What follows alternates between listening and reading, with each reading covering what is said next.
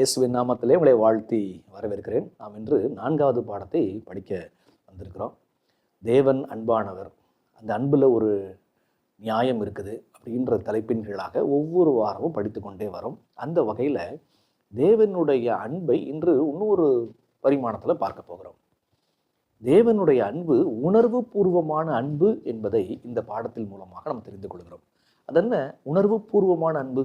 The emotional love of God. அது என்ன emotion? சரி, இந்த விஷயத்தை புரிந்து கொள்வதற்கு நாம் மனிதன் யார் என்பதை புரிந்து கொள்ள வேண்டும். மனிதன் யார் என்று புரிந்து கொண்டால் தேவன் யார் என்பதை புரிந்து கொள்ளலாம். மனிதன் எப்படி படைக்கப்பட்டிருக்கிறான் என்பதை பாருங்க. மனிதனுக்கு ஒரு உடல் உண்டு, மனிதனுக்கு உள்ளமும் உண்டு. அப்படி உள்ளமும் உடலும் வைத்து தான் அவன் படைக்கப்பட்டிருக்கிறான். சரிங்களா? அந்த உள்ளத்துல அவனுக்கு உணர்ச்சிகள் உண்டு. இப்ப அந்த உணர்ச்சிகள் எங்கிருந்து வருது? இப்படிதான் அவன் படைக்கப்பட்டிருக்கிறான். அப்ப இந்த உணர்ச்சி எங்கேருந்து ஊற்றெடுக்குது அப்படின்னா, உடலை யார் படைத்தாரோ அவர் தான் உணர்வையும் வைத்து படைக்கிறார். உங்களுக்கு புரியுதா? அப்ப மனிதன் என்று சொன்னால் ரெண்டும் சேர்ந்ததுதான் மனுஷன். மனிதன் வெறும் உடலால் ஆனவன் மட்டும் கிடையாது, அவனுக்கு உள்ளமும் உண்டு, சிந்தனையும் உண்டு. அந்த சிந்தனை மட்டும் கிடையாது, அந்த சிந்தனையோடு கூட உணர்வும் உண்டு, உணர்ச்சிகளும் உண்டு. சரி, அதுதான் சொல்றோம் நம்ம. இந்த உணர்ச்சிகள் யார் கொடுக்குறா அப்படின்னா தேவனுடைய டிசைன், அது தேவனுடைய திட்டம். அது தேவன் படைத்தார், உடலை கொடுத்தவர், அவர் உள்ளத்திலே உணர்வையும் கொடுக்கிறார். இன்னைக்கு உணர்வு அப்படின்னா என்ன? நம்ம வாட்ஸ்ஆப்பை எல்லோரும் பயன்படுத்துகிறோம். வாட்ஸ்ஆப்பில் நீங்கள் என்னைக்காவது இமோஜி பயன்படுத்திருக்கீங்களா? உங்களுக்கு அது புரியுதா? இமோஜினா என்னன்னு சொல்லிட்டு, இமோஷன்ஸ்னால் என்னன்னு புரிந்து கொள்வதற்கு இமோஜின்ற வார்த்தை நம்ம வழக்கத்தில் பயன்படுத்துகிறோம். நம்ம துக்கமாக இருக்கிறோம்னா நான் துக்கமாக இருக்கிறேன்னு போடுறதில்ல, அதுக்கு ஒரு துக்கமாக இருக்கிறது போல ஒரு பாவனை உள்ள ஒரு முகத்தை போடுறோம்.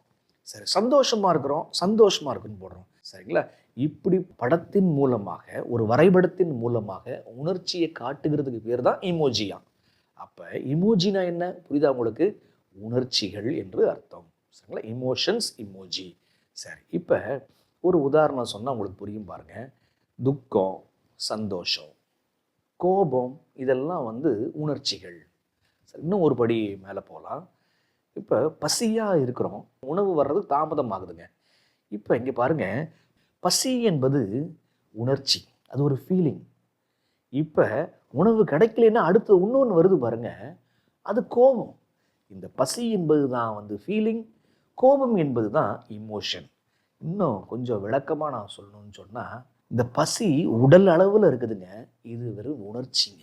இப்போ எண்ணத்துக்குள்ள எண்ணத்துக்குள்ள அந்த உணர்ச்சி வரும்போது அது பேர் தான் இமோஷன்ஸுங்க. அப்போ என்ன சொல்கிறோம்? மனிதன் அவன் பகுத்து ஆராய்ந்து யோசிக்கக்கூடிய மனிதனாக இருக்கிறான். ப்ளஸ் அவனுக்கு உணர்ச்சிகளும் இருக்கிறது, உணர்வுகளும் இருக்கிறது. சரிங்களா? உணர்ச்சின்னு சொல்லலாம், உணர்வுன்னு சொல்லலாம், எப்படி வேணால் சொல்லாங்க. சரிங்களா? ஆனால் மிக சரியாக மனதில் தாக்கத்தை ஏற்படுத்தும் பொழுது அதை நாம் உணர்வு என்று சொல்லுவது தான் மிக சரியான வார்த்தை. அப்போ மனிதன் இப்படி ரெண்டும் சேர்ந்த கலவையாக இருக்கிறான். அவனுக்கு உணர்ச்சி உள்ளவனாக, உணர்வு உள்ளவனாகவும் படைக்கப்பட்டிருக்கிறான். சரி, இந்த மனிதன் யார் என்று புரிந்து கொண்டால் தேவன் யார் என்று புரிந்து கொள்ளலான்னு சொன்னேன். மனிதன் எப்படியோ அப்படிதான் இறைவன் இருக்கிறார். இறைவன் எப்படி இருக்கிறாரோ அப்படிதான் மனிதன் இருக்கிறாப்ல. மனிதனுக்கு உடல் உண்டு என்று சொன்னால் இறைவனுக்கும் உடல் உண்டு. மனிதனுக்கு உணர்ச்சி உண்டு என்று சொன்னால் இறைவனுக்கும் உணர்ச்சி உண்டு. மனிதனுக்கு உணர்வு உண்டு என்று சொன்னால் தேவனுக்கும் உணர்வு உண்டு. உங்களுக்கு புரியுதா? அப்படிப்பட்ட தேவன் உணர்வுள்ள தேவன். சரிங்களா? அப்ப அந்த அன்பு என்று பார்க்கும் பொழுது அன்புல உணர்வு இல்லாம அன்பு இல்லை. பைபிள்ல எத்தனையோ உணர்வுகளை பற்றி, அதுவும் குறிப்பாக தேவனுடைய தெய்வீக உணர்வுகளை குறித்து நிறைய இருக்கு பாருங்க. ஆனால் நாம் 4வது பாடத்துல 2 உணர்வுகளை எடுத்து சிந்திக்க போகிறோம். அந்த 2 உணர்வுகளை 4 பகுதிகளாக பிரித்து நாம் பார்க்க போகிறோம். ஜெபத்தோடு நாம் படிக்கலாமா? வாங்க. அன்புள்ள தேவனே, கடைசி நாட்கள்ல நாங்கள் அன்புல பூரணப்படணும் என்பதற்காக இந்த பாடத்தை எல்லாம் எங்களுக்கு கொடுத்து வர்றீங்க. பாடங்களை ஏனோதானோ என்று சொல்லி படிக்காம ஜெபத்தோடு வாஞ்சையோடு படிக்க உதவி செய்யுங்க. அதை பிறருக்கு நாங்கள் சொல்லிக் கொடுக்கவும் உதவி செய்யுங்க. அதன்படி வாழவும் பலந்தாங்க. உங்களுடைய சமூகத்தில் எங்களை ஒப்படைக்கிறோம். இயேசுவின் வழியாய் ஜெபிக்கிறோம் பிதாவே, ஆமென். 4வது பாடம், ஆர்வமும் மனதுருக்கமும் உள்ள தேவன். 2 உணர்வுகளை, 2 உணர்ச்சிகளை நாம் படிக்க வந்திருக்கிறோம். தேவன்றது 2 அழகான உணர்ச்சிகள். இந்த உணர்ச்சிகளுக்கும் நமக்கும் உள்ள சம்பந்தம் என்ன என்று சற்று சிந்திக்க போகிறோம். அப்ப தேவன் மனதுருக்கம் உள்ளவர் என்கிற விஷயத்தை நாம் பார்ப்போம். அதுக்கப்புறம் தேவன் ஆர்வம் உள்ளவர், வைராக்கியம் உள்ளவர் என்கிற ஒரு விஷயத்தையும் பார்க்கணும். சரிங்களா?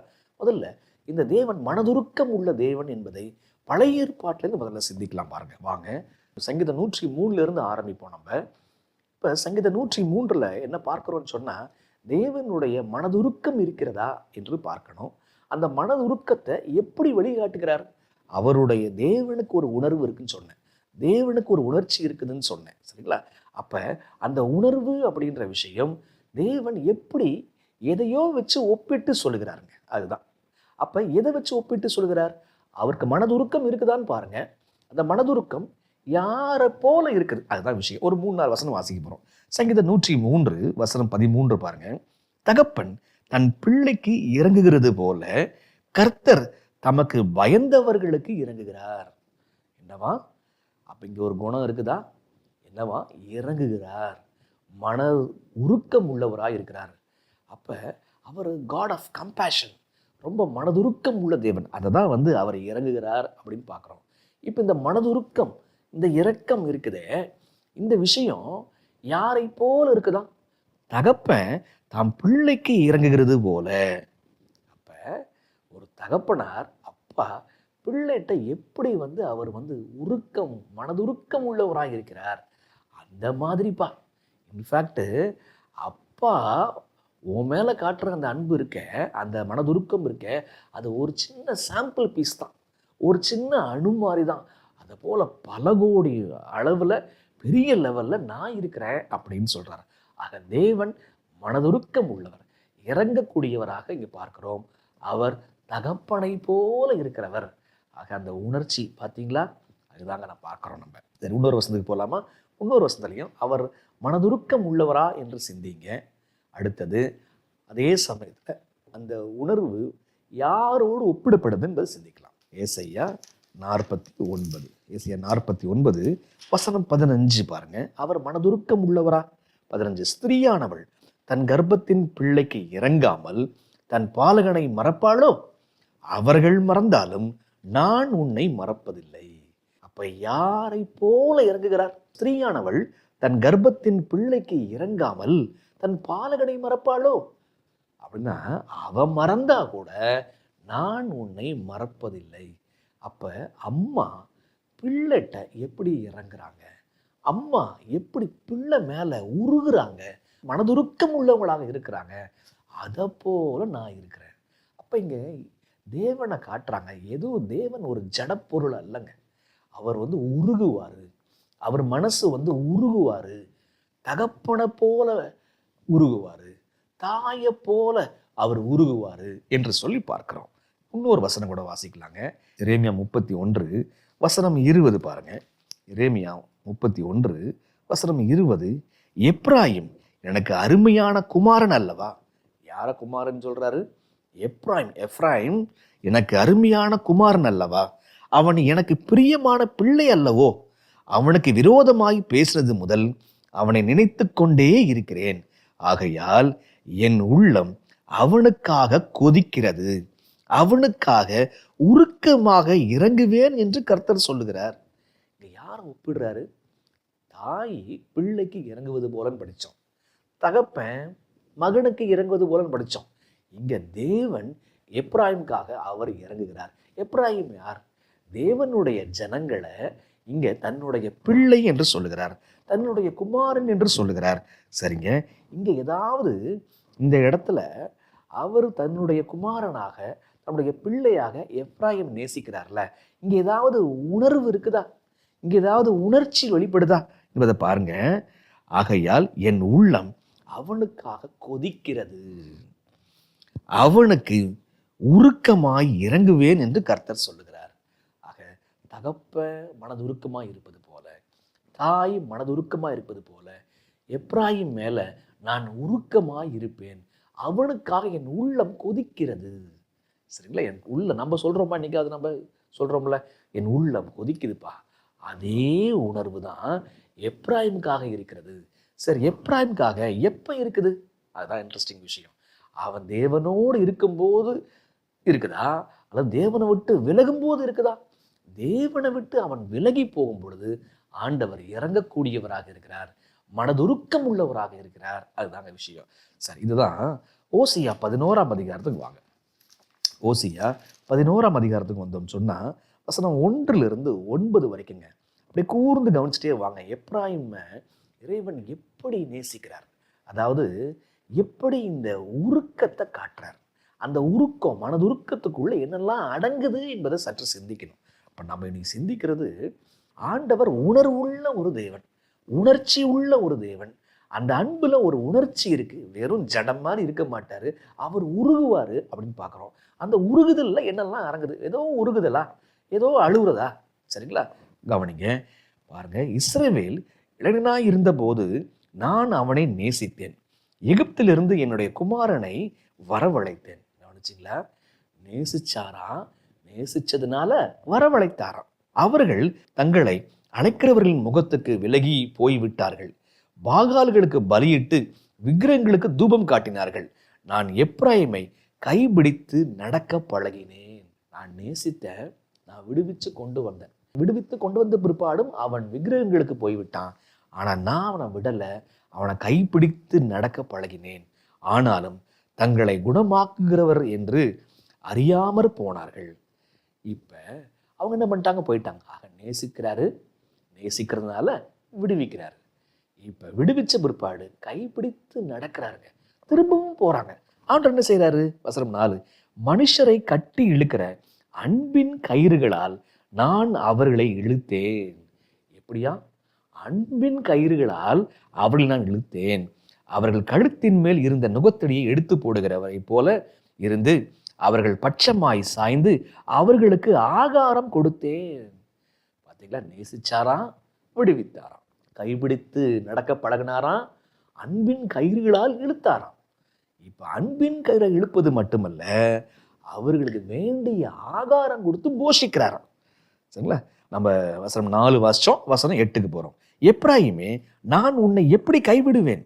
இஸ்ரவேலே, நான் உன்னை எப்படி ஒப்பிடுவேன்? நான் உன்னை எப்படி ஆத்மாவை போல் ஆக்குவேன்? உன்னை எப்படி செபயோமியை போல வைப்பேன்? என் இருதயம் எனக்குள் குழம்புகிறது, என் பரிதாபங்கள் ஏகமாய் பொங்குகிறது. கவனிச்சிங்களா? தேவன் எப்படி அவர் ஒரு உணர்வு உள்ளவராய் இருக்கிறார் என்பதற்கு அருமையான வசனம், என் இருதயம் எனக்குள் குழம்புகிறது, என் பரிதாபங்கள் எனக்குள் ஏகமாய் பொங்குகிறது. சரிங்களா? அப்போ நான் உன்னை நேசிச்சேனேப்பா, நான் உன்னை விடுவிச்சேனேப்பா, நீ என்னை விட்டு போனியேப்பா, நான் உன்னை விடலையேப்பா, உன்னை கைபிடித்து நடக்க பழகினேனப்பா, நான் உன்னை போஷிச்சேனப்பா, அப்போ நீ என்னை விட்டு போனியேப்பா, அன்பின் கரு இழுத்தேனப்பா, திரும்பியும் போனியேப்பா, உன்னை நான் என்னப்பா செய்ய போகிறேன்? என் இருதயம் எனக்குள் குழம்புகிறது, என் பரிதாபங்கள் எனக்குள் பொங்குகிறது, ஏகமாய் பொங்குகிறது. அப்போ பார்க்குறீங்களா? பழைய ஏற்பாட்டில் ஆண்டவருக்கு ஒரு உணர்வு உண்டு. ஆண்டவர் ஒரு உணர்ச்சி உள்ள ஒரு தேவனாக அவர் இருக்கிறார் என்பது உங்களுக்கு புரியுதா? சரி, இந்த உணர்ச்சி எப்படி இருக்கும் அப்படின்னா, ஒரு நல்ல உதாரணம் இருக்குதுங்க. 1 ராஜாக்கள் 3ஆம் அதிகாரத்துக்கு வந்துடணும். 1 ராஜாக்கள் 3ஆம் அதிகாரத்துக்கு வந்தீங்கன்னா, இங்கே ரொம்ப பிரபலமான ஒரு சம்பவம் நடக்குதுங்க. சாலமோனுடைய ஞானம் வெளிப்படுது. 2 ஸ்திரீ ஒரே பிள்ளையை வச்சுக்கிட்டு இது என் பிள்ளை என் பிள்ளைன்னு சொல்லிட்டு இது பண்ணுறாங்க. அந்த கதையில் ஒரு உணர்ச்சி பிளம்பு ஒன்று வெடிக்குது பாருங்க. ஏன் அதை படிக்கிறோம்? அந்த உணர்ச்சியை போலத்தான் தேவன் வைத்திருக்கிறார். 1 ராஜாக்கள் 3 வசனம் 26, கத்தி எடுத்து பட்டயத்தை கொண்டு வா, ஒரே போடா போடுறேன் அப்படின்னு சொல்லும் பொழுது உண்மையான தாய் என்ன சொல்றான்னு கவனிங்க. 26, அப்பொழுது உயிரோடு இருக்கிற பிள்ளையின் தாய் தன் பிள்ளைக்காக அவள் குடல் துடித்ததினால் ராஜாவை நோக்கி, ஐயோ என் ஆண்டவனே, உயிரோடு இருக்கிற பிள்ளையை கொல்ல வேண்டாம், அதை அவளுக்கே கொடுத்து விடுங்கள் என்றாள். மற்றவள், அது எனக்கும் வேண்டாம் உனக்கும் வேண்டாம், பிளந்து போடுங்கள் என்றாள். இப்ப அவளுடைய தாய், பெற்ற தாய் சொல்றாங்க, என் குடல் துடிக்கிறது. இதுதாங்க இறைவனுடைய உணர்வு. இப்படிதாங்க. ஐயோ குழந்தை சாகணுமா, குழந்தை சாக வேண்டாம், துன்மார்க்கன் சாகிறது எவ்வளவு வேணும் பிரியமோ, ஐயோ இல்லை, அது மன்னிக்கும். அது எப்படி சொல்றாருன்னா, குடல் துடித்து சொல்லுகிறார், இருதயம் எனக்குள் குழம்புகிறது என்று சொல்லுகிறார், பரிதாபங்கள் ஏகமாய் பொங்குகிறது அப்படின்னு சொல்றாரு. இதெல்லாம் வைத்து பார்க்கும் பொழுது தேவனுக்கு இமோஷன் இருக்கா இல்லையா? இமோஷன் இருக்குது. சரி, எப்போ இமோஷன்ஸ் அதிகமாகுது? புலம்பல் 3ஆம் அதிகாரத்துக்கு வந்தீங்கன்னா 2:23, நாம் நிர்மூலமாகாது இருக்கிறது கர்த்தருடைய கிருபையே, அவருடைய இரக்கங்களுக்கு முடிவே இல்லை. கவனிச்சிங்களா? அவர் மனதுருக்கம் உள்ளவர். அவர் தகப்பன் பிள்ளைக்கு இறங்குவது போல இறங்குகிறாரு. அம்மா சின்ன பிள்ளைக்கு இறங்குறது போல இறங்குறாங்கன்னு சொல்றாங்கல்ல, அவர் என்னவா அவர் சொல்றாரு, நாம் நிர்மூலமாகாது இருக்கிறது சுத்த கிருபை, அவருடைய இரக்கங்களுக்கு முடிவே இல்லை, அவைகள் காலைதோறும் புதியவைகள், உண்மை பெரிதாக இருக்கிறது. அவருடைய இரக்கம் காலைதோறும் புதுசா இருக்கிறான். இது எப்படி இருக்கு அப்படின்னா, நம்மலாம் செத்து போயிருப்போம், அவர் இரக்கம் உள்ளவராக, அவர் மனதுருக்கம் உள்ளவராக இருக்கிற அப்படின்னால தான் நம்ம இன்னைக்கு வரைக்கும் உயிரோடு இருக்கிறோம். எப்படி எப்படி ஒப்பிடலாம் அப்படின்னா, ஒரு அம்மாவுடைய வயிற்றுல குழந்தை இருக்கு பாருங்க, இந்த குழந்தை அம்மாவுடைய கர்ப்பப்பையில் இருக்குது பாருங்க, அந்த கர்ப்பப்பைக்கு உள்ள அம்மா பத்திரமா தான் குழந்தைய வச்சு பாதுகாக்கிறா, கர்ப்பப்பையில் அம்மா பத்திரமா வச்சு போஷிக்கிறா, எதுவும் அண்டாதபடிக்கு பார்த்துக்கிறா. அப்போ அந்த கர்ப்பப்பை தான் தேவனுடைய மனதுருக்கம், காட்ஸ் கம்பேஷன். அவர் மனதுருக்கம் உள்ளவர். எப்படின்னா, அம்மாவுடைய அந்த கர்ப்பப்பை போல எப்படி பிள்ளையை பாதுகாத்து போஷிச்சு வளர்த்து ஆளாக்குறாளோ, அத மாதிரி ஆண்டவருடைய மனதுருக்கத்துக்குள்ள நாம் இருக்கிறோம். ஆக நாம் தவறு செய்யும் போது நாம் அழிஞ்சிருக்கணும். நாம் அழியாம இருக்கிறோம்னா ஆண்டவர் மனதுருக்கம் உள்ளவர். அந்த மனதுருக்கம் என்பது என்ன? தேவனுடைய உணர்வு. ஆக தேவன் எப்படிப்பட்டவர் நம்ம கத்துக்கிறோம். நாம் நிர்மூலமாகாது இருப்பது அவருடைய சுத்த கிருபை.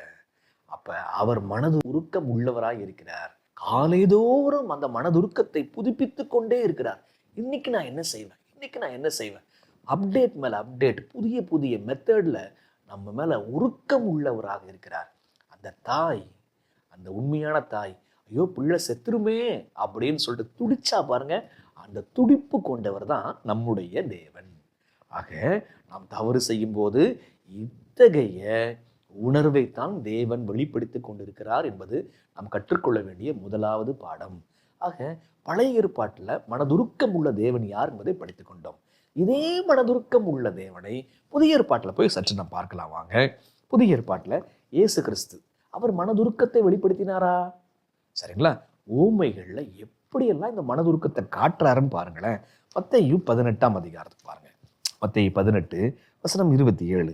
இது மத்தேயு 18ஆம் அதிகாரத்துல ஒருத்தன் எஜமான்ட்ட கடன் வாங்கிட்டான், பெரிய கடனை. போன வாரம் படிச்சோம் நம்ம. அந்த கடனை அடைக்க முடியல. அப்ப என்ன செஞ்சாவன்? 26, அந்த ஊழியக்காரன் தாழ விழுந்து வணங்கி, ஆண்டவனை என்னிடத்தில் பொறுமையாயிரும், எல்லாவற்றையும் உங்களுக்கு கொடுத்து தீர்க்கிறேன் என்றான். காலை விழுந்துட்டான். ஐயா என்கிட்ட ஒண்ணுமே இல்லையா, ஆனா திருப்பி கொடுத்துட்றேன் அப்படின்னு சொல்லும் பொழுது எஜமான் என்ன சொல்றாரு? அந்த ஊழியக்காரனுடைய ஆண்டவன் மனதிறங்கி அவனை விடுதலை பண்ணி கடனையும் அவனுக்கு மன்னித்து விட்டான். என்ன பண்ணாராம்? பார்த்தோன்னா மனசு அவருக்கு அப்படியே மெல்ட் ஆயிடுச்சு. அவன் அப்படியே இறங்கிட்டான். இப்படி தாங்க நீங்க கேட்டீங்கன்னா இந்த எஜமானை போலத்தாங்க. இன்ஃபேக்ட் எஜமானுக்கு மேல ஒரு வார்த்தை நீங்க சாரின்னு கேட்டீங்கன்னா அவர் இப்படி இறங்குகிறவர் தாங்க நம்ம தேவன் அப்படின்னு காட்டுறாரு. இன்னொரு ஓமைக்கு போலாம் பாருங்க. லூக்கா 10ஆம் அதிகாரம், நல்ல சமாரியன் கதைங்க. ஆண்டவர் மனதுருக்கம் உள்ளவரா? 10ஆம் அதிகாரம் 33. பின்பு சமாரியன் ஒருவன் பிரயாணமாய் வருகையில் அவனை கண்டு மனதுருகி கிட்டே வந்து அவனுடைய காயங்களில் எண்ணெயும் திராட்சரசமும் வார்த்து காயங்களை கட்டி அவனை தன் சுய வாகனத்தின் மேல் ஏற்றி சத்திரத்து கொண்டு போய் அவனை பராமரித்தான். ஒருத்தன் அப்படியே போயிட்டான், எரியோ அப்படியே போறான், குத்துயிரா கொலையுரா கிடைக்கிறான். அவனை அப்படியே விட்டுறான். அவனை பார்த்து மனதிறங்கினான் நல்ல சமாரியன். இறங்கி அவனுக்கு காயங்களை கட்டி அவனை கொண்டு போய் சத்தத்தில் சேர்த்து அதுக்கு ஃபீஸ் எல்லாம் கட்டி, நான் வந்தால் திருப்பவும் ஃபீஸ் எல்லாம் நான் கிளியர் பண்ணுறப்பான்னு சொல்லி செஞ்சானா? ஏன் இதெல்லாம் செஞ்சான்? அவனை எது இயக்குது? மனதுருக்கம் என்ன செய்யுதுன்னா இயக்குது. அப்போ இந்த நல்ல சமாரியன் போல தான் யாருன்னா நம்முடைய தேவன். நாம் உள்ளத்திலே குத்துயிராய் குலையுயிராய் கிடக்கும் பொழுது அப்ப நமக்கு இப்படிதான் ஆண்டவர் இறங்கக்கூடியவராக இருக்கிறார். எப்படியாவது அவங்கள பாவத்தை விட்டு வெளில கொண்டு வரலாமா, என்னென்னலாம் செய்யலாம், அப்படி ஒரு நாளும் சோர்ந்து போகாமல் அடுத்தடுத்த திட்டங்களை போட்டுக்கொண்டே இருக்கிறார். ஏன் அப்படி செய்யறாரு? மனதுருக்கம் உள்ள தேவன். இன்னொரு உதாரணத்துக்கு போலாங்க. லூக்கா 15ங்க. லூக்கா 10ல இருக்கும்ல, லூக்கா 15 வசனம் 20 பாருங்க. எழுந்து புறப்பட்டு தன் தகப்பனிடத்தில் வந்தான். அவன் தூரத்தில் வரும்போதே அவனுடைய தகப்பன் அவனை கண்டு மனதுருகி ஓடி அவன் கழுத்தை கட்டிக்கொண்டு அவனை முத்தம் செய்தான். லூக்கா 10ஆம் அதிகாரத்துல ஆண்டவர் எப்படி மனதுருக்கம் உள்ளவர் என்பதை நல்ல சமாரியின் மூலமாக புரிந்து கொண்டோம். அதற்கு முன்பாக அந்த எஜமான் எப்படி இறங்குறாப்புல, கடனை மன்னிக்கிறாப்புல, அங்கேயும் மனதுருக்கத்தை பார்க்குறோம். இதெல்லாம் விட வேற ஒரு லெவல்ல இருக்குது இந்த மனம் திரும்பிய மைந்தன். அந்த ஓமையில வரும்பொழுது வயசான தகப்பன், சொத்துக்களை எல்லாம் இழந்த தகப்பன், அவன் பையனை பார்த்துட்டான் என்று சொன்ன உடனே அவன் ஓடி அவன் கழுத்தை பிடித்து அவன் மேல விழுந்து அவனுக்கு முத்தம் செய்து அவனை பிடிச்சு கூட்டு வரான் பாருங்க. ஏன் இதெல்லாம் செஞ்சான்? அவன் மனதுருக்கம் உள்ள தகப்பன். அப்ப என் பிள்ளை எப்படா வருவான் அப்படின்னு சொல்லிட்டு வழி மேல விழி வைத்து காத்திருக்கிறவர் தாங்க உங்க தகப்பன், என் தகப்பன்.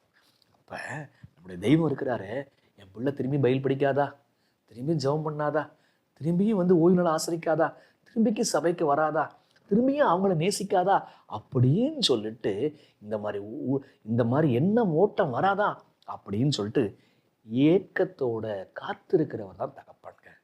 அந்த தகப்பன் மனதுருக்கம் உள்ளவராய் இருக்கிறார். ஆக எஜமானனை போல மனதுருக்கம் உள்ளவர், தகப்பனை போல மனதுருக்கம் உள்ளவர், நல்ல சமாரியனை போல மனதுருக்கம் உள்ளவர். இதெல்லாம் இயேசு கிறிஸ்து இப்படிதான்ப்பா இருக்கிறாரு பிதா அப்படின்றத காட்டுறாருங்க. ஆனா அது அவர் வாழ்க்கையில வெளிப்படுத்தினாரா? அதையும் பார்த்துடலாம் வாங்க. 9:36 அவர் திரளான ஜனங்களை கண்ட பொழுது அவர்கள் மெய்ப்பனில்லாத ஆடுகளைப் போல தோய்ந்து போனவர்களும் சிதறப்பட்டவர்களுமாய் இருந்தபடினால் அவர்கள் மேல் மனதுருகி. எவ்வளவு அழகான வார்த்தைல, எவ்வளவு ஆழமான வார்த்தைல. அப்ப திரளான ஜனங்கள் வர்றாங்க. அவங்க அங்கு இங்குமாக அப்படியே ஏறி அப்படியே மலைகளிலையும் வயல்வெளிகள்லையும் கடலோரங்கள்லையும் அப்படியே அலைஞ்சு பிடிச்சி இயேசுவானவர் எங்க வரும்பொழுது அவங்க உள்ளத்தை பார்க்கிறாரு, அவர்கள் மேல் மனதுருகிறாரு. ஏன் மனதுருகிறாரா? அவங்களுக்கு போஷிப்பதற்கு ஆளுங்க இல்லை, சோறு கொடுப்பதற்கு ஆள் இல்லை, மெய்ப்பன் இல்லை, மெய்ப்பன் சிதறடிக்கிறாங்க என்பதை உணர்ந்தவராய் அவர்கள் மேல் மனதுருகிறார். அன்பான ஊழியர்களே, நீங்க இப்படிப்பட்ட மனதுருக்கம் உள்ள மெய்ப்பர்களாக இருக்கிறீங்களா? இந்த கேள்வி ஆண்டவர் ஒவ்வொரு ஊழியக்காரன்ட்டையும் ஆண்டவர் வைக்கிறாருங்க. நீங்க வந்து புல்பிட்ல ஏறி பார்க்கும் பொழுது இப்படிப்பட்ட உணர்வுகளால் நீங்க நிரப்பப்படுறீங்களா? ஜனம் ஓடோடி வந்திருக்க, ஒவ்வொரு ஓய்வு நாள்லையும் மற்ற நாட்கள்லையும் ஓடோடி வர்றாங்களே, இந்த இயேசுவினுடைய இந்த மனதுருக்கத்தை நீங்க பார்க்குறீங்களா? உங்களுக்கு அது வருதா? யோசிங்க. இயேசுவானவர் மெய்ப்பன் இல்லாத ஆடுகளை பார்த்து அவர் மனதுருகிறார். எத்தனையோ சபைகள்ல மெய்ப்பன் சரியில்லை. அப்ப சத்தியத்துக்காக அலைந்து திரிகிறாங்களே, அவங்களெல்லாம் நீங்க பார்க்கும் பொழுது இந்த மனதுருக்கம் உங்களுக்கு வருதா? தேவன் இன்றைக்கும் அப்படிப்பட்ட மனதுருக்கம் உள்ளவராய் இருக்கிறார். அவங்களுக்கு மெய்ப்பன் இல்லை, போஷாக்கு இல்லை. சரி, இன்னொரு வசனம் மார்க் 1:41 பாருங்க. இயேசு மனதுருகி கையை நீட்டி அவனை தொட்டு எனக்கு சித்தம் உண்டு சுத்தமாகு என்றார். ஒரு குஷ்டரோகி, அவனை என்னைக்குமே விலகிதான் இருக்கணும், அதுதான் சட்டம் சொல்லுது. ஆனா அவனை பிடிச்சு அவனை தொட்டு எனக்கு சித்தம் உண்டு, நீ சுத்தமாகுப்பா அப்படின்றார். ஏன் அவனை பிடிச்சி இழுத்து தொட்டு சுத்தம் உண்டு சுத்தமாகுன்னு சொல்றாரு? வசனம் சொல்லுது, அவன் மேல் இயேசு மனதுருகி கையை நீட்டி அவனை தொட்டு. அவன் தூரம் தான் இருக்கணும், ஊருக்கு வெளியில தான் இருக்கணும், கிட்ட வந்தா சாவடிச்சிருவாங்க. இப்ப அவனை பார்த்து அவனை கையை நீட்டி அவனை தொட்டு எனக்கு விருப்பம் இருக்குப்பா, உனக்கு விருப்பம் இருக்குதா அப்படின்னு கேட்டு அவனை சுத்தமாக்குறாருன்னா ஏன்? அவன் மேல ஆண்டவர் மனதுருக்கம் உள்ளவர்.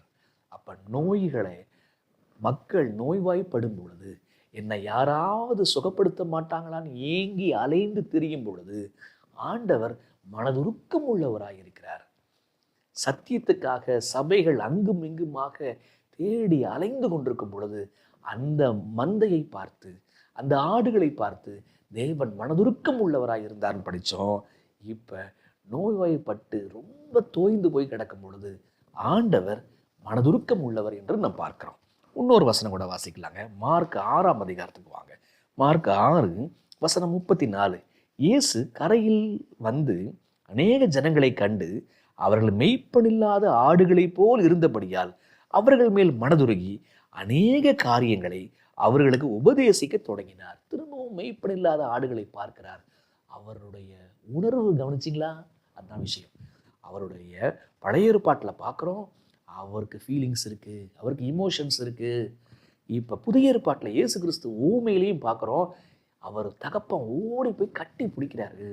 அப்படிப்பட்ட ஒரு உணர்வு கொண்டவர் தான் பிதா. இது தான் வாழ்க்கையிலையும் காட்டுறாரு. மக்கள் அங்கும் இங்குமாக அலைந்து வரும்போது என்னோட டைமை டிஸ்டர்ப் பண்ணிட்டீங்களே அப்படின்னு சொல்லாமல் அவங்க மேலே மனதுருகிற தேவனாக அவர் இருக்கிறார். ஆக 2 காரியம் பார்த்துருக்குறோம். பழைய ஏற்பாட்டில் தேவன் எப்படி மனதுருகிறார், புதிய ஏற்பாட்டில் தேவன் எப்படி மனதுருகிறார். அப்போ உங்களுக்கு புரியுதா? தேவன்கிட்ட ஒரு உணர்வு இருக்குது. அந்த உணர்வு தான் மனதுருக்கம். Is a God of compassion. எங்கெங்கெல்லாம் கம்பேஷன் பண்ணுறாரு? நோய்வாய்ப்படும் பொழுது, சத்தியத்துக்காக தேடும் பொழுது, யாருமே இல்லைன்னு இருக்கும் பொழுது அவர் இப்படிப்பட்ட காரியத்தை வெளிப்படுத்துகிறார். நம்ம பாவம் செய்யும் பொழுது அவர் கோபப்படாமல் அவர் இரக்கம் உள்ளவராக இருந்து அவர் சொல்கிறார், என் இருதயம் எனக்குள் குழம்புகிறது, பரிதாபங்கள் எனக்குள் ஏகமாய் பொங்குகிறது. அப்படிப்பட்ட உணர்வு உள்ளவராக அவர் இருக்கிறாருங்க. ஆக தேவன் யாரு?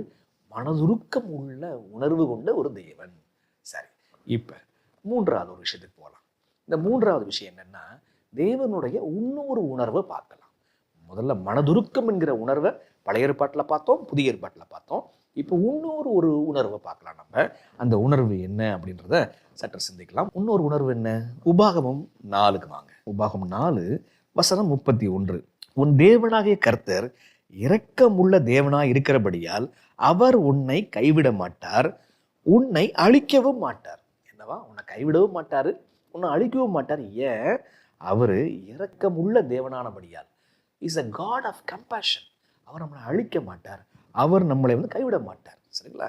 எப்படியாவது திருத்தணும் தான் பார்க்குறார். சரி, இப்படி வசனம் 31 சொல்லுதில்ல. இப்போ வசனம் 24க்கு வந்தீங்கன்னா அங்கே தேவனுடைய இன்னொரு ஒரு குணம் மனதுருக்கம், இரக்கம். அது ஒரு உணர்வு.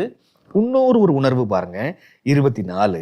உன் தேவனாய் கர்த்தர் பட்சிக்கிற அக்கினி, அவர் எரிச்சல் உள்ள தேவன். அப்ப 2வது உணர்வு, தேவன் யாரா? அவர் எரிச்சல் உள்ள தேவன். Is a God of jealous. அவர் இஸ் அ ஜெலஸ் காட். அப்ப என்னது எரிச்சல் உள்ள தேவன்? இந்த எரிச்சல் உள்ள தேவன் வரும்போது 10 கற்பனையை குறித்து அறிஞ்ச ஜனங்களுக்கு எரிச்சல் உள்ள தேவன் அந்த வசனம் எங்கேயாவது வருதா? ரொம்ப பிரபலமான வசனங்க. 2ஆம் கற்பனைக்குள்ள வருதா? யாத்திராகமம் 20ஆம் அதிகாரத்துக்கு வாங்க. யாத்திராகமம் 20ஆம் அதிகாரத்துக்கு வந்தீங்கன்னா அங்கே எரிச்சல் உள்ள தேவன்றத அங்கே வருதான்னு பாருங்க. 20:5. நீ அவைகளை நமஸ்கரிக்கவும் சேவிக்கவும் வேண்டாம், உன் தேவனாகிய கர்த்தராகிய நான் எரிச்சல் உள்ள தேவனாய் இருந்து என்னை பகைக்கிறவர்களை குறித்து பிதாக்களுடைய அக்கிரமத்தை பிள்ளைகளிடத்தில் 3ஆம் 4ஆம் தலைமுறை மட்டும் விசாரிக்கிறவராய் இருக்கிறேன். தேவன் யாரு? நான் எரிச்சல் உள்ள தேவனாய் இருக்கிறேன், என்னை பகைக்கிறவர்கள் நான் பகைப்பேன் அப்படின்றாருங்க. எரிச்சல். இப்ப பாருங்க, தேவன் பட்சிக்கிற அக்கினி, அவர் எரிச்சல் உள்ள தேவன். அதுதான் 2வது கற்பனையில் சொல்லும் போது சொல்றாங்க, நான் எரிச்சல் உள்ள தேவன், நான் உன்னை பகைப்பேன் அப்படின்றாங்க. சரி, இதுதான் இதே மாதிரி வசனம் வேற எங்கேயாவது இருக்கா? கமெண்ட்ஸில் போடுங்க எனக்கு. அவர் எரிச்சல் உள்ள தேவன்றது புதிய ஏற்பாட்டில் இருக்குதா, பழைய ஏற்பாட்டில் இருக்குதா அப்படின்றதுக்கு புதிய ஏற்பாட்டில் ஒன்று, பழைய ஏற்பாட்டில் ஒன்று கமெண்ட்ஸில் போடுங்க பார்க்கலாம். இது உங்களுடைய வீட்டு பாடமாக இருக்கட்டும். அப்போ தேவன் மனதுருக்கம் உள்ள தேவன், அது அவருடைய உணர்வு. இப்போ எரிச்சல் என்பது அவருடைய உணர்வு. நீங்கள் எரிச்சல் பட்டிருக்கிறீங்களா? இந்த பாடத்தை கேட்குற நீங்கள், உங்களுக்கு எரிச்சல் வந்திருக்குதா? தேவனுக்கு எரிச்சல் வருதான். இப்போ தேவனுக்கு எரிச்சல் வருதுன்னா என்ன அர்த்தம்? எரிச்சல்ன்றது நல்ல ஒரு உணர்வா அல்லது தவறான உணர்வா? நமக்கு எரிச்சல் வந்திருக்குது, அது தப்பு இல்லை நம்ம நினச்சிட்டு இருக்கிறோம். தப்பு தானே அது? ஆமாம், தப்பு தான். தேவனுக்கு எரிச்சல் வருது. சரிங்க, இந்த விஷயத்தை கொஞ்சம் பைபிளில் போய் படிப்போம். இங்கே தான் ஒரு நல்ல உணர்வு ஒன்று இருக்குது, நம்ம எப்படி கெடுத்து வச்சுருக்கோன்ற நமக்கு புரிய வருங்க. இப்போ வாங்க 1 கொரிந்தியர் 13ஆம் அதிகாரத்துக்கு வாங்க. எரிச்சல் உள்ள தேவன் இருக்குல்ல, இந்த 1 கொரிந்தியர் 13ஆம் அதிகாரத்துக்கு வந்தீங்கன்னா, இந்த எரிச்சல் இஸ் எ ஜெலஸ் காட் இல்ல, அந்த ஜெலஸ், அந்த எரிச்சல் என்பதற்கு பவுலார் என்ன விளக்கம் தராருன்னு பாருங்க. 1 கொரிந்தியர் 13ஆம் அதிகாரத்துக்கு வந்துருங்க. 1 கொரிந்தியர் 13 வசனம் 4 பாருங்க. அன்பு நீடிய சாந்தமும் தயவும் உள்ளது, அன்புக்கு பொறாமை இல்லை. அப்படின்னு அர்த்தம் என்ன? அன்பு எரிச்சலா இருக்காது, சரிங்களா? அன்பு தன்னை புகழாது, இருமாப்பாய் இராது. இப்போ நீங்கள் புரிந்து கொள்ள வேண்டியது, அன்புன்னு ஒன்று வரும்போது அங்கே எரிச்சல் இருக்குமா? எரிச்சல் வராது. அது தயவாக இருக்கும், நீடிய பொறுமையாக இருக்கும். இப்போ முதல்ல 2 வசனம் படித்தோம். தேவன் பட்சிக்கிற அக்னி, அவர் எரிச்சல் உள்ள தேவன். 2ஆம் கற்பனையில் சொல்கிறாரு, நான் எரிச்சல் உள்ள தேவனாக இருந்து என்னை பகைக்கிறவர்களை பகைப்பேன். இங்கே பவுல் சொல்கிறாரு, அன்புக்கு எரிச்சல் இல்லை, அன்புட்ட ஜெலஸ் இல்லை, அன்பு அது அன்பு பொறாமை இல்லை, அதுதான் ஜெலஸ். இப்போ என்னடா அது, அன்புள்ள தேவன் சொல்கிறோம், ஆனால் எரிச்சல் உள்ள தேவன் சொல்லிட்டு பழைய ஏற்பாடு சொல்லுது.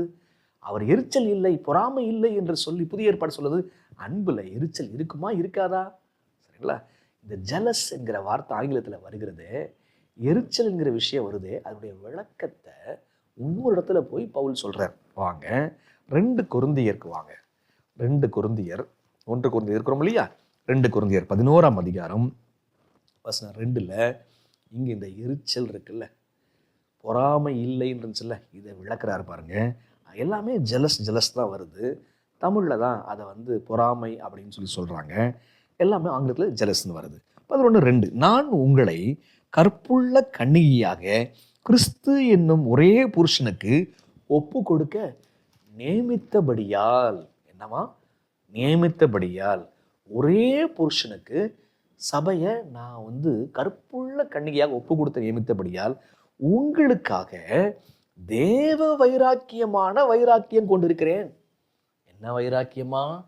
அப்ப ஜெலஸ் என்கிற வார்த்தைக்கு இன்னொரு வார்த்தை ஜீல். ஜெலஸ், ஜீல், வைராக்கியம் கொண்டிருக்கிறேன். என்ன வைராக்கியம்? தேவ வைராக்கியம் கொண்டிருக்கிறேன். தேவ வைராக்கியமான வைராக்கியம் கொண்டிருக்கிறேன். அப்ப தேவன் is a God of compassion, அது ஒரு இமோஷன். இன்னொன்று is a God of jealous, jealous God அப்படின்னா காட் ஆஃப் ஜீல். சரிங்களா? அப்ப வைராக்கியம், என்ன வைராக்கியம்? தேவ வைராக்கியம். அப்ப தேவன்டேந்து ஒரு வைராக்கியம் வருதுங்க. தேவன்டேந்து ஒரு வைராக்கியம் வருதுன்னா தேவன்டேந்து வராத ஒரு வைராக்கியம் இருக்கணும் இல்லையா? நான் 10 வருஷமா அவங்கள்ட்ட பேச மாட்டேங்க, நான் பேசவே மாட்டேங்க. இது என்ன வைராக்கியம்? அது தேவ வைராக்கியமா? பைபிளில் ஒருத்தன் நான் வைராக்கியமாக இருந்தேன், சபையை துன்பப்படுத்தினேன் அப்படின்னு சொல்லிட்டு வைராக்கியத்தை சொல்கிறாங்க. நான் இப்படி தான் கெட்டு போனேன்னு சொல்கிறாங்க. அந்த வசனம் எங்கே இருக்குது? போடுங்க பார்க்கலாம். சரிங்களா? நான் வைராக்கியமாக இருந்தேன், சபையை துன்பப்படுத்தினேன்னு சொல்கிறான். அது தேவ வைராக்கியமா? இல்லை. ஆக வைராக்கியன்ற வார்த்தை தான் ஜெலஸ். ஆனால் வைராக்கியத்தில் தேவ வைராக்கியம்னு ஒன்று இருக்குது. அதுதான் காட்லி ஜெலசி. காட்லி ஜெலசின்னா என்ன அர்த்தம் அப்படின்னா, கணவன் தான் மனைவியை பாதுகாக்கிறார் பாருங்க, வேற எங்கேயும் மனைவி போயிடக்கூடாது. சரிங்களா? அப்படின்றது அந்த ஒரு உணர்வு தான் வைராக்கியம். புரியுதா உங்களுக்கு? கணவன் மனைவி தவறான வழியில் போயிடக்கூடாது, அது கணவன் போயிடக்கூடாது அப்படின்னு சொல்லிட்டு அந்த உறவு, அந்த தன்னை மட்டும் நேசிக்கணும். சரிங்களா? புரிஞ்சுக்கொள்ள முடியுதா நான் சொல்றதெல்லாம்? அப்ப நெருக்கமாக இருக்க வேண்டும், தன்னோடு மட்டும்தான் இருக்கணும், இந்த உறவை பாதுகாத்து கொள்ள வேண்டும், இந்த உறவு உடைஞ்சு போகக்கூடாது என்கிற அந்த உணர்வுக்கு பெயர், அந்த உணர்வு நிலைக்கு பெயர் தான் வைராக்கியம், தேவ வைராக்கியம். இப்போ உங்களுக்கு புரியுதா? அப்ப ஆண்டவர் நான் வைராக்கியம் உள்ள தேவன், எரிச்சல் உள்ள தேவன் அப்படின்னு சொல்றாரு. அதுக்கு அர்த்தம் என்ன? இப்ப இப்போ அதை கொண்டு போய் எந்த கற்பனையில் வைக்கிறாரு? 2ஆம் கற்பனை வைக்கிறாரு. அப்போ கணவன் மனைவி அந்த நெருக்கத்தை, அந்த உறவை விட்டுட்டு வேற எங்கேயாவது உறவு வச்சுக்கூடாது. 2ஆம் கற்பனையின்படி வேற உறவு எங்கே வருது? நீ வேற ஏதாவது ஒரு விக்கிரகத்தின் மேலே திருப்பினா எனக்குள்ள இந்த எரிச்சல் வருது. ஒரு கணவனுக்கு வருகின்ற அந்த உணர்வு எனக்கு வருது. இப்போ நீங்கள் இதை கேட்டுட்டு இருக்கிற நீங்கள் ஆண்டவருக்கு மேலே ஏதாவது விக்கிரகத்தை வச்சு வணங்கிட்டு இருக்கிறீங்களா? வேற ஏதாவது விக்கிரக கோயிலுக்கு போயிட்டு இருக்கிறீங்களா? விக்கிரக கோயிலுக்கு நான் போகலங்க, ஆனால் உள்ளத்திலே மோசமான சில விஷயங்களை வச்சிருக்கிறீங்களா? ஏதாவது இன்னைக்கு இந்த செல்ஃபோனு எவ்வளவு விக்கிரகமாக மாறி இருக்குது. காலை எழுந்தவுடன் ஜெபிப்போம், காலை எழுந்தவுடன் செல்ஃபோனை தேடுகிறோமா? யோசிங்க. அப்போ அது விக்கிரகம் தானே. அப்போ காலை எழுந்தவுடன் டக்குன்னு ஒரு குட்டி ஜெபம் பண்ணுறதுக்கு முன்பாக செல்ஃபோனை தேடினீங்கன்னா ஆண்டவர் வைராக்கியமாக இருக்கிறாரு. அவர் ரொம்ப எரிச்சல் உள்ள தேவனாக இருக்கிறாரு. ஐயோ என்னை விட்டு பிள்ளை போயிருமா அப்படின்னு சொல்லிட்டு அந்த உணர்வை வெளிப்படுத்துறாரு. ஆக தேவனுடைய 2 அழகான உணர்வுகளை, இமோஷன்ஸை படித்தோம். ஒன்று மனதுருக்கம் உள்ள தேவன், 2வது எரிச்சல் உள்ள தேவன். இந்த எரிச்சல் உள்ள தேவனை தான் மன ஆர்வம் உள்ள தேவன், பேஷனேட் காட் அப்படின்னு சொல்கிறாங்க. பழைய ஏற்பாட்டில் இருந்த இமோஷன், புதிய ஏற்பாட்டில் இருந்த இமோஷன். எப்படி தேவன் ஒரு ஜெலஸ் காட், எப்படி மனதுருக்கம் உள்ளவர், எப்படி அவர் வைராக்கிய வாஞ்சை கொண்டிருக்கிறவர் என்பதை நாம் படித்து கொண்டோம். இப்போ உங்களுக்கு புரியுதா? உங்களுக்கு இப்போ இந்த மாதிரி குணங்கள் எல்லாம் தேவன்கிட்ட இருக்குன்னா யார்கிட்ட வரணுங்க? நம்மள்கிட்ட வரணும். அந்த அன்பு எப்படி நமக்கு வருதுன்னு பாருங்க. ரோமர் 5 4வது விஷயத்தை படிக்கிறோம் நம்ம. ரோமர் 5:5 மேலும் நமக்கு அருளப்பட்ட பரிசுத்த ஆவியினாலே தேவ அன்பு நம்முடைய இருதயங்களில் ஊற்றப்பட்டிருக்கிறபடியினால் அந்த நம்பிக்கை நம்மளை வெட்கப்படுத்தாது. தேவ அன்பு யார் மூலமாக நமக்கு வருது? பரிசுத்த ஆவியின் மூலமாக நமக்கு வருது. யார் கீழ்ப்படியணும்னு நினைக்கிறாங்களோ அந்த அன்பு ஆண்டவர் டவுன்லோட் பண்றாரு நமக்கு. அப்ப அன்பு வருதுன்னா அன்புல ஒண்ணுதானே இந்த உணர்வு. மனதுருக்கம் நமக்கு வருமா? அந்த எரிச்சல் நமக்குள்ள, வைராக்கியம் நமக்குள்ள வருமா? அந்த ஆர்வம் நமக்குள்ள வருமா? வாங்க வாசிச்சு பார்க்கலாம். கொலோசையர் 3ஆம் அதிகாரத்துல இந்த மனதுருக்கம் வருமான்னு பாருங்க. கொலோசையர் 3:12-13 ஆகையால் நீங்கள் தேவனால் தெரிந்து கொள்ளப்பட்ட பரிசுத்தரும் பிரியரும் உருக்கமான இரக்கத்தையும் தயவையும் மனத்தாழ்மையும் சாந்தத்தையும் நீடிய பொறுமையும் தரித்து கொண்டு, எதை தரித்து கொண்டு? உருக்கமான இரக்கத்தை தரித்து கொள்ளுங்கள்.